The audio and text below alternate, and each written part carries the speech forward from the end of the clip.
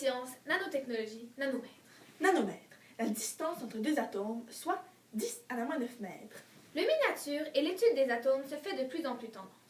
La nanotechnologie se dit de l'étude des manipulations de configuration à l'échelle plus petite que microscopique.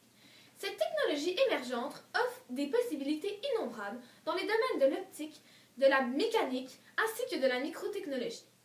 Beaucoup de scientifiques sont contre l'utilisation des nanotechnologies. Cependant, nous sommes pour et nous allons vous dire pourquoi. La technologie progresse, la science progresse. Alors pourquoi ne pas les faire progresser ensemble au bénéfice de la santé? Les bienfaits de la nanotechnologie seront sujet de notre deuxième aspect. Venez!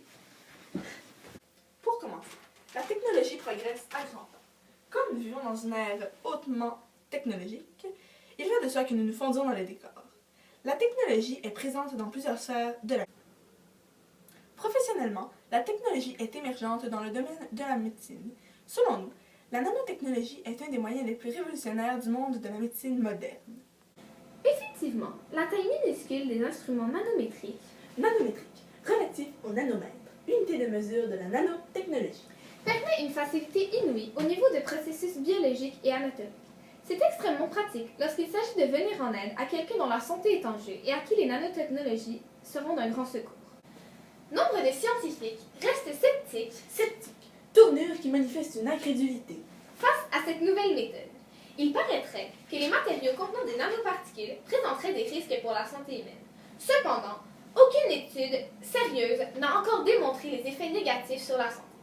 En bref, les nanotechnologies permettent de dépister les anomalies de la santé et de les éliminer grâce aux matériaux qui circulent dans l'organisme. Et oui, elle offre un tube qui semble bien banal au premier coup d'œil. Pourtant, celui-ci a pour but de redonner vie à des nerfs sanctionnés, déchirés. Ce petit tube miracle fut conçu par des chercheurs de l'Institut national de recherche scientifique à Varennes. Cet objet est fait d'un polymère biodégradable. Polymère, substance composée de molécules caractérisées par la répétition d'un ou plusieurs groupes d'atomes. Laissant circuler l'oxygène. Sur les parois internes, des cristaux nanométriques sont installés. Ceux-ci ont pour fonction d'activer l'échange électrique, ce qui permet la régénération des nerfs. Cela fonctionne réellement et en voici la preuve. Le nerf sciatique est coupé. Nerf sciatique, nerf nécessaire à la marche. Il est le plus long du corps humain.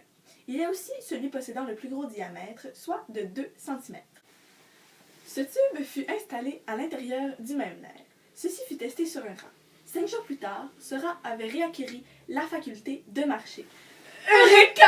Le projet NanoGenotox vise à prouver que les nanotechnologies sont toxiques pour la reproduction chez l'homme. Cependant, cette étude n'a pas encore été entamée. Selon Bruno Bernard, les nanoparticules sont comme l'amiante dans les années 1960, une révolution dangereuse si pas encadrée. Il ne serait pas logique de bannir les nanotechnologies car elles peuvent contenir des risques. Tout dans la vie contient des risques. Cependant, les nanotechnologies sont plus bénéfiques que dommageables et nous allons encadrer leur utilisation. Nous avons parlé des progrès faits par les technologies. Puisque les choses se développent de plus en plus, il va de soi que nous suivions le courant et que nous nous développions avec la technologie. Il faut évoluer avec celle-ci. Des expériences ont été accomplies afin de démontrer les avantages de cette technologie. Heureusement, les résultats furent concluants. L'exemple sur lequel nous nous sommes basés est celui d'un rat recouvrant la faculté de marcher après avoir bénéficié d'une intervention nanotechnologique. Donc d'avis que l'utilisation des nanotechnologies est une bonne chose et que nous en bénéficierons grandement.